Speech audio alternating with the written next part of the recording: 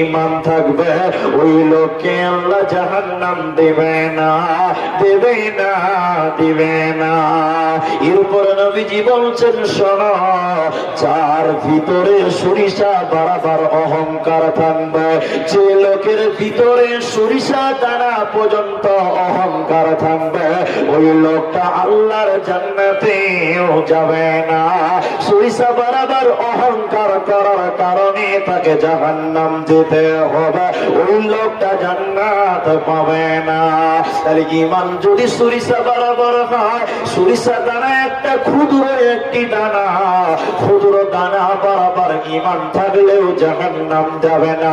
আর যে লোকটা কিঞ্চিত পরিমাণ সরিষা বরাবর অহংকার করবে, ওই লোককে আমার আল্লাহ জান্নাত দিবে না, ওকে জাহান্নাম যেতে হবে, ওর কোনো